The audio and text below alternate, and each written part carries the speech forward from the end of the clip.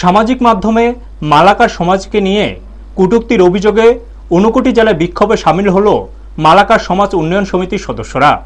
অভিযুক্ত শ্রীবাস দেবের বিরুদ্ধে দ্রুত ব্যবস্থা নেওয়ার দাবিতে মঙ্গলবার কৈলাসহর থানায় ডেপুটেশন প্রদান করা হয়। এদিন বিক্ষোভ মিছিল করে থানায় গিয়ে পুলিশ অফিসার কিঙ্কর পালের কাছে লিখিত অভিযোগ জমা দেন সমিতির সদস্যরা। নেতৃত্বে ছিলেন সম্পাদক পরেন্দ্র মালাকার ও কোষাধ্যক্ষ নেপাল মালাকার সহ অন্যান্যরা।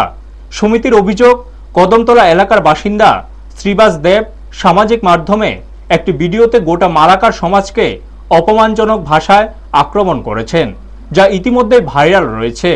সমিতির পক্ষ থেকে জানানো হয়েছে 3 দিনের মধ্যে অভিযুক্তের বিরুদ্ধে ব্যবস্থা না নিলে বৃহত্তর আন্দোলনে নামা হবে। ব্যুরো রিপোর্ট, নিউজ তৎকাল 24। আমি সেক্রেটারি। আমার নাম শ্রী পরেন্দ্র মালাকার।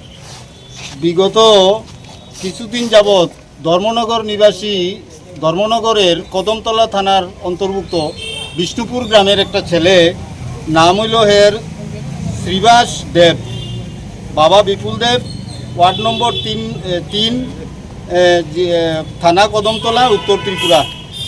সে আমাদের তফসিলি জাতি অন্তর্ভুক্ত মালাকার সমাজ নিয়ে অনেক কটূক্তি, একটা ভিডিওর মাধ্যমে অনেক কটূক্তি করেছে এবং অসংখ্য মানহানিকর কথাবার্তা সে বলেছে। তো আমরা বুঝতে চাই যে তফসিলি জাতির অন্তর্ভুক্ত মালাকার সমাজের লোক তার চেয়ে কোন অংশে কম এবং কিভাবে আমরা ছোটো লোক হলাম, সেই বিষয়টা আমরা আইনিভাবে এবং যে কোনোভাবে আমরা বুঝতে চাই। তার এই কথাটার তার অর্থ কী এবং আমরা কিভাবে ছোটো লোক, সেই বিষয়টা আমরা বুঝতে চাই। তার জন্য যতদূর আমাদের যেতে হয় আইনি থেকে সব ধরনের ব্যবস্থার জন্য আমরা প্রস্তুত রয়েছি। ঊনকোটি ডিস্ট্রিক্ট সহ ধর্মনগর, উত্তর ত্রিপুরা ডিস্ট্রিক্টের মালাকার সমাজ আমরা যারা রয়েছি এবং অল ওভার ত্রিপুরার মালাকার সমাজ আমরা এই বিষয় নিয়ে আমরা প্রতিবাদ জানাচ্ছি এবং সেটা আমরা সঠিকভাবে বুঝতে চাই। মালাকার উন্নয়ন সমিতির কোষাধ্যক্ষ আমি।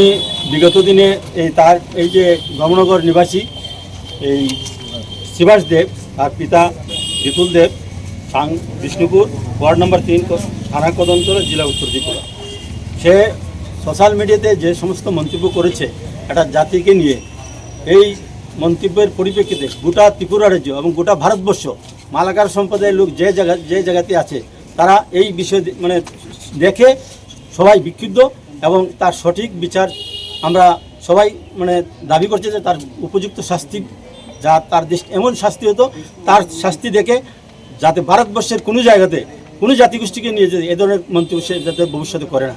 এবং তার এই মন্তব্যের কারণে সনাতন ধর্মের যে একদম কুলাঙ্গার সন্তান আমি বলবো তাকে, সনাতন ধর্মের বিভাজন সৃষ্টি করার জন্য সে একজন কুচক্রী, যার জন্য তাকে পুলিশ প্রশাসনের মাধ্যমে কঠোর শাস্তি আগামী দিনে যেতে হয়, সেই আবেদন আমরা প্রশাসনের কাছে দাবি রাখছি।